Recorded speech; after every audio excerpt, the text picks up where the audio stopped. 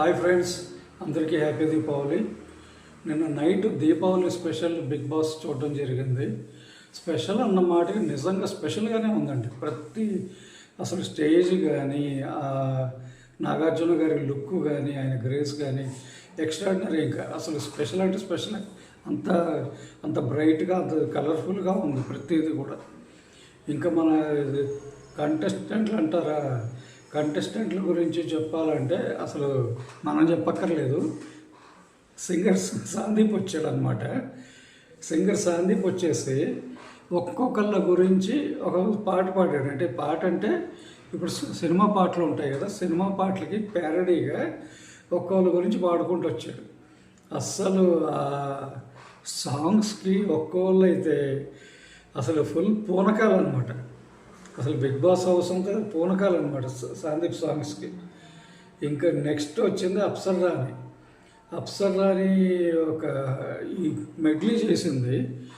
అసలు ఆవిడ hotness Bigg Boss హౌస్ని నెక్స్ట్ లెవెల్ తీసుకెళ్ళింది అనమాట. ఇంకా నెక్స్ట్ వచ్చింది ఆది అనమాట.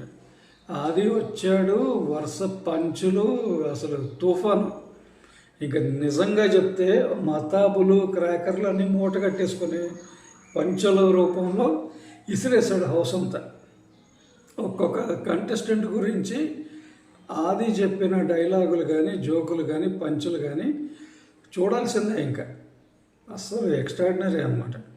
పడి నవ్వుకుంటున్నాడు ప్రతి ఒక్కళ్ళు కూడా.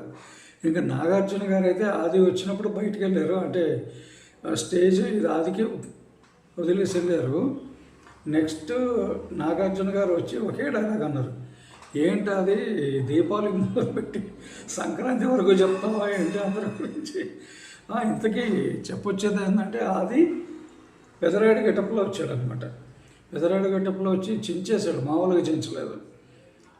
ఇంకా నెక్స్ట్ అంతా బాగుంది, కానీ ఎపిసోడు ఈ ఎలిమినేషన్ ఉండకుండా ఉంటే బాగుండేదని నా ఫీలింగ్. ఎందుకంటే అంత మంచి ఎపిసోడ్కి ఒక సాడ్ ఎండింగ్, ఏడుపులు అది పెట్టడం బాగాలేదనిపించింది. ఇది హర్ష గారు పాపం ఇది ఎలిమినేట్ అయ్యారు లాస్ట్కి, అదొకటే బ్యాడ్ అనిపించింది. మొత్తం మీద చెప్తే దీపావళి ఎపిసోడ్ అద్భుతంగా ఉంది. మిస్ అవ్వకుండా హాట్స్టార్లో చూడండి. బాయ్.